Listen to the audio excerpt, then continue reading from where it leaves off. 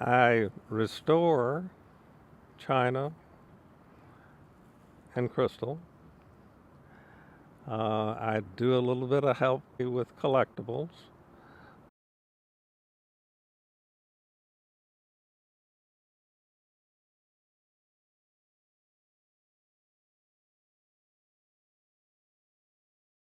When they need extra sculpting on collectibles. And that's at the heart of it. I also do research and development on firing china, and which we refire to restore china as well. And that can, some things are very easy, some things are a little more complicated. So I knew someone here in restoration at replacements, and I came here 23 years ago and have been here ever since. Now, they showed me how they wanted to do a repair, me to do a repair, and I did the repairs that way for a little bit. And they also told me I would spend 2 weeks in restoration, then I would be 6 months throughout the company. So one day I said, okay, I'm going to do this repair the way I think it should be done. So I did this repair, shaped things in, blended things in, because if you're carving wood, which is what I was doing before, you're coming to a smooth surface, you always have to come down below that lowest point and blend everything in. So it was really from carving wood that I understood how to take a chip out of a piece of china. So I handed it to the person who was the manager at the time, and he had been at Lennox.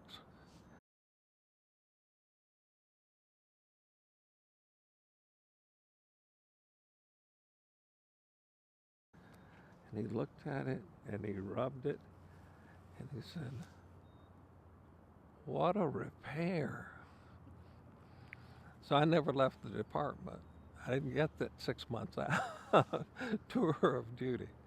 But at that time, we had, as I said, we were only buying old used china, so we had a greater need for that kind of skill at that time. But since branched out, um,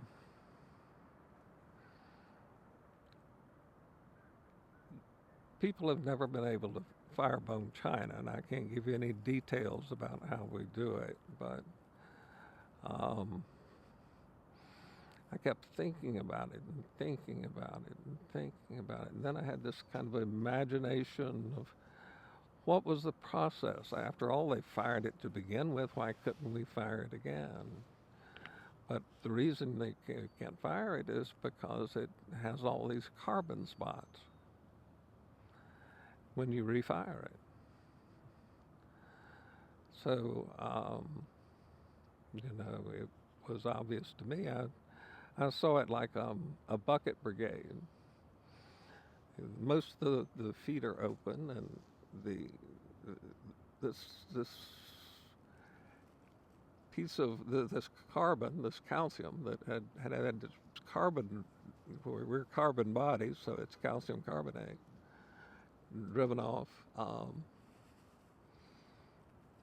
Wanted needed one. I need a carbon, I'm short of carbon, so it takes one from the air because the air is filled with carbon, and then the one next to him says, "I need that." They keep passing it on up into the china over a long period of time, but anyway, but I developed a process which we can fairly successfully generally fire the bone china, and I'm working on a process right now um, where we can fire things with surface decals. Now, China, you can have China that where the decal has been applied and they glaze over the top of it. And usually we can find a way to fire those, not always. But if it has a surface decal, to get it hot enough to take the scratches out of the glaze, you end up burning the decal off. So I'm working on a process now for doing that. So there are a few one-of-a-kind pieces in, in China because they're generally mass-produced. Yeah. So, Okay, so it's a 1,000 of a kind. um, well, you don't do them all at once, That's a great rule of thumb. but you have parameters that you work around. Um, you compare it. We have a log of everything we've done and say everything we've done from that manufacturer, and so you make comparisons first of all to see what it is the likely possibility. It's very technical, but you have this long historical record that you can compare things against. Uh,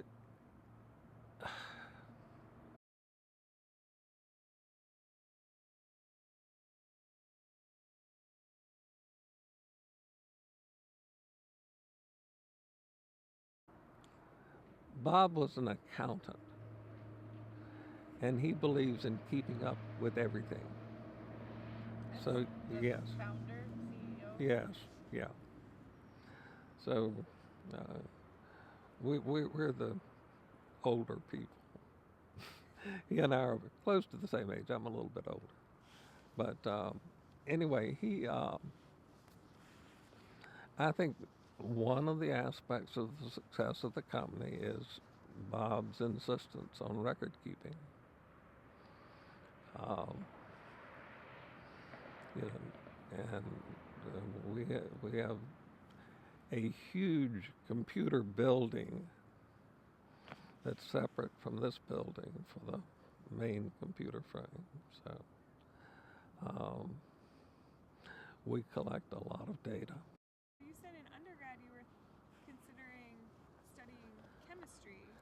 So this sounds like a process that involves a good lot of chemistry. Um,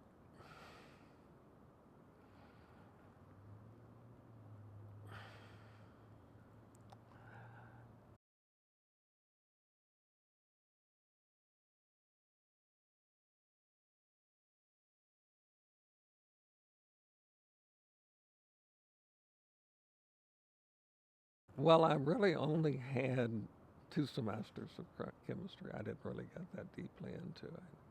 Now, my brother-in-law had his doctorate in organic chemistry with postdoctoral work at Cambridge. So, but that was, But the glaze chemistries you've learned more on the job. I beg your pardon. You've learned the glaze chemistry as you go more. I know a little bit about it. One of the vice presidents said, well, that we talk to manufacturers, and they say they can't refire the china. And, but you can refire. Does this mean you know more about the glaze in China than they do? I said, no, they know a lot more than I do. I just know something that they don't know. So, but this is not exclusively me. This is building upon years and years of experimentation. I'm just continuing along the path. How would you describe your skill sets? Because I follow you up through building and working with wood and sort of knowing the physicality of surfaces to have a knack for repair, but then maybe take us along the journey of being here for 23 years and really becoming a specialist? Well, I've got to go back to East Carolina when I took out the book on transcendental meditation. So that allows you to, I guess one of the things people say to now is to be in the now and to be aware of, be very focused on what you're doing at that moment. This was very difficult for me to think about this interview because I don't think about what happened before. I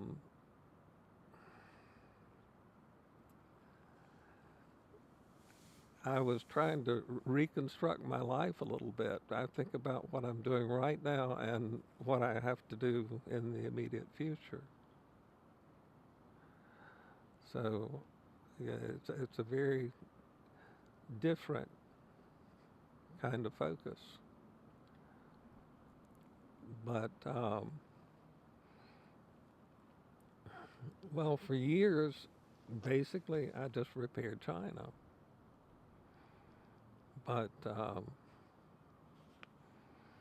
and I had a supervisor who really did not allow me to do anything but repair china. She knew I could do things besides repair china. But, then, you know, you get kind of pigeonholed. So, Pat came in when the other supervisor left. And,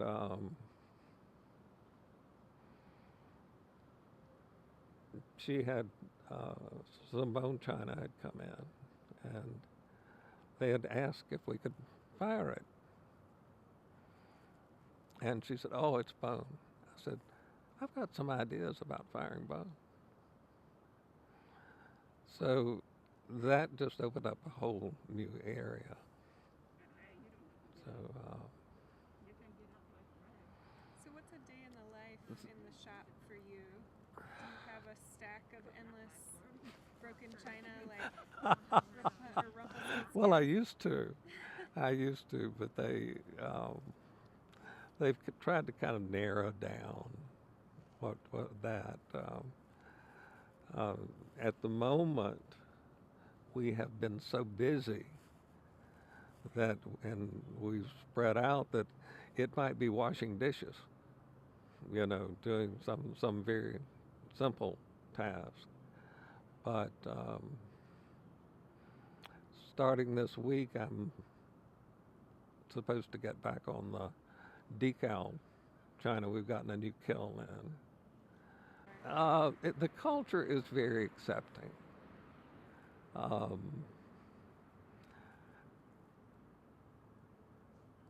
You know, I have a lot of weird ideas outside of the realm of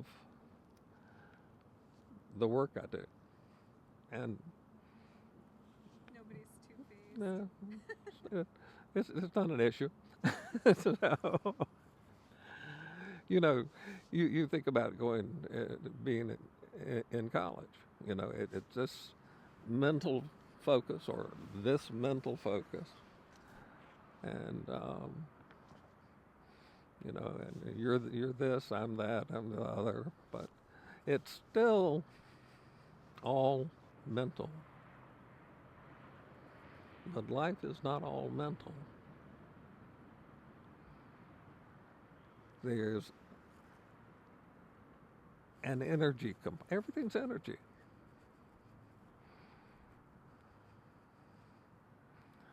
And you don't know, I did a meditation, a guided meditation one time that took me out to the area of creativity. And it was total chaos. But physicists, theoretical physicists will tell you that chaos is a higher form of order. And they can put in all these random numbers, they always come out eventually to a perfect circle. So, How would you connect your professional practice with your spirituality?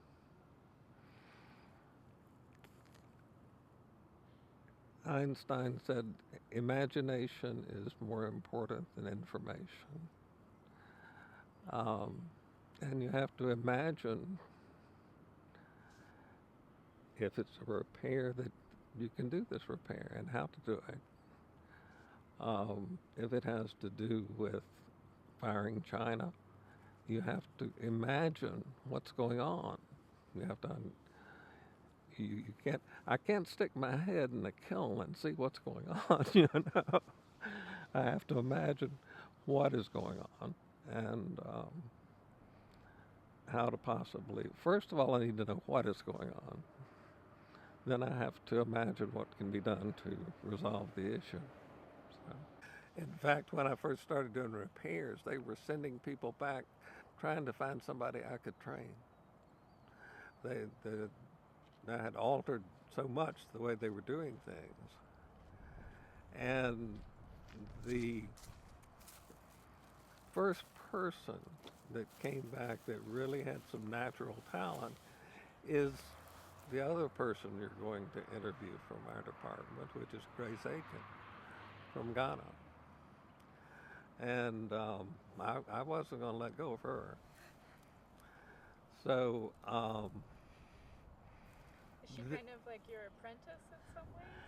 she was at one point. Yeah. I spent 3 months looking at everything she did Wow. and critiquing and working with her on everything. And before I would cut her loose to work on her own.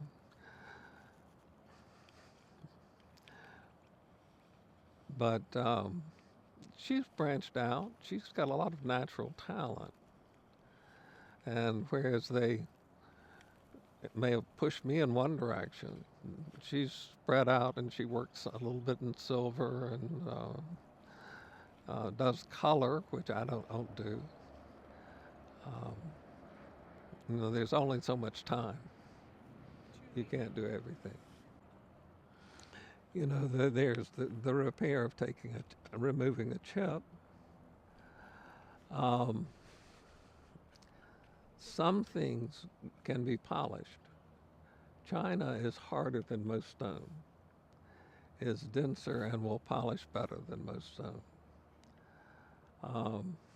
A good firm china. I'm not talking about everything. So you can go that approach if it doesn't involve color, and just remove a small chip, taper everything in, shape everything, and then go through stages of polishing to a final polish, and it looks glazed.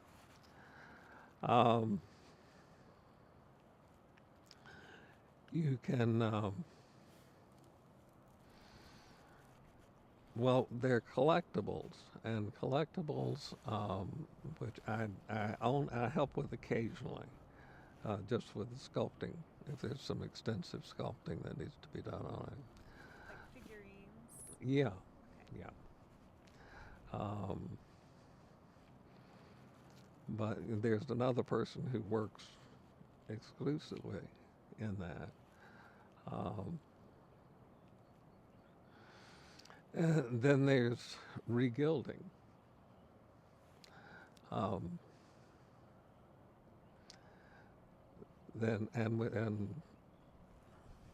you know, they're the same person who does the figurines is the main person to do the regilding. And that's a different firing process too. Uh, I think I had natural skills, but it helps you to focus. I feel that most times I'm in a semi-meditative state anyway. At this point, I couldn't say that I remember the first time I meditated and how relaxed and wonderful it felt. Let's talk a little bit more about sort of that issue of the next generation of specialists to follow behind you. Do you have anything sort of more to reflect on that subject? I really don't know what to do about it because um, the idea is that to a certain extent they've been trying to shrink the department because we're buying more new things. And we have yet to find anyone. We've had a few new people come in, but nobody has any real strong interest. Um, as I said, I think it's going to be a little like the Renaissance. Say when Raphael died, they said, well, there was this complaint that his assistants did too much of his work. And so they had his assistant do the next mural, his assistants. And it was a god-awful mess. So, I have that concern to a certain extent. But, I think it's, to a certain extent, it may just be a cycle of life. So, things come together and then they dissolve.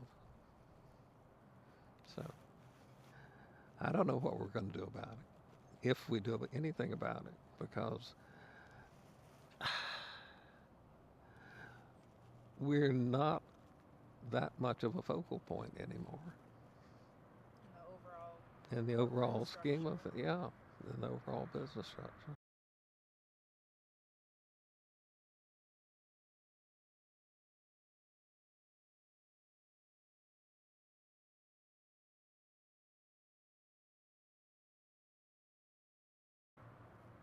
But China will always be broken. Yes, it will. And there'll always be people willing to pay for it to be fixed. Yeah, I understand. What would you say to young people who might not have thought of the benefit of a career working with your hands?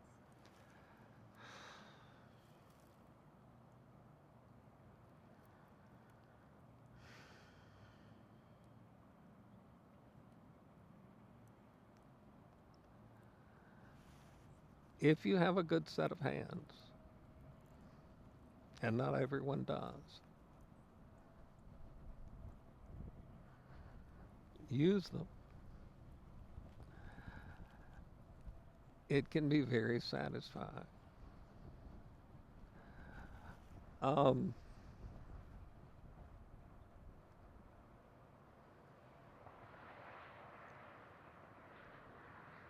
Working with your hands opens your mind. There's a strong connection between your hands and your mind. And it's not something that is demeaning. It's not something that's beneath you. And it can be rewarding in a multitude of ways.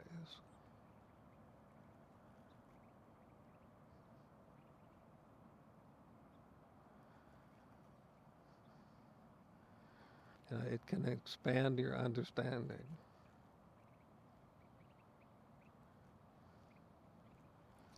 Now you don't want to mash it like I did the other day when I was moving some concrete blocks.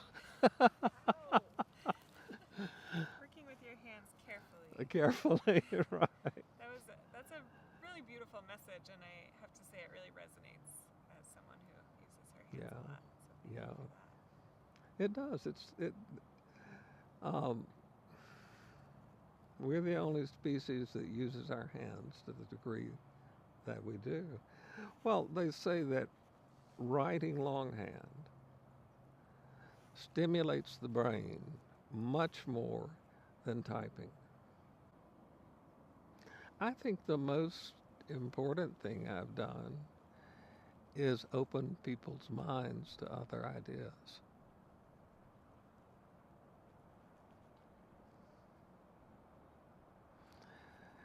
More important than the work itself.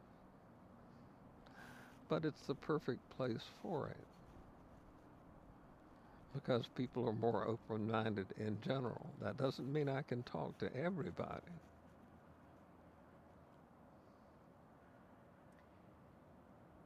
I think you're the first person we've interviewed who, well, close to first, who has such a sense of community with the repair shop.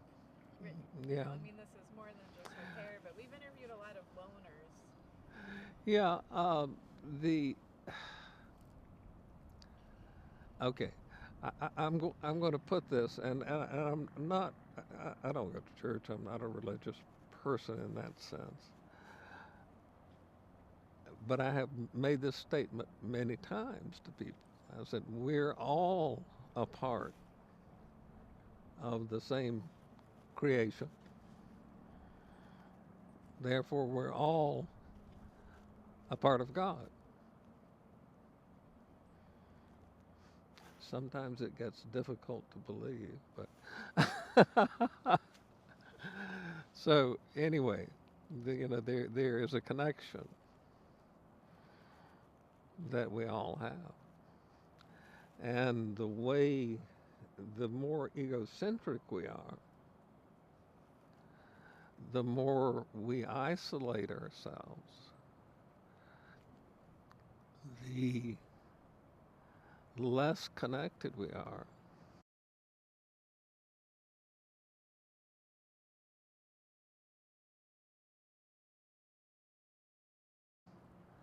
We lessen ourselves. But people don't work with their hands anymore. And people don't want to work with their hands anymore.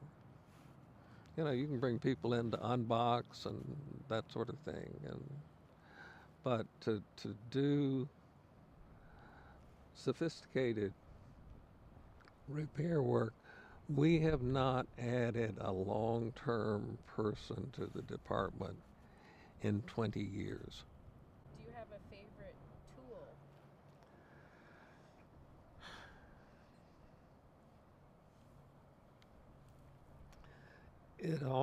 It depends on the repair.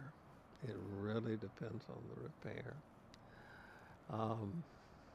And I'm still learning to do things, doing them more easily. Ways of doing things more easily.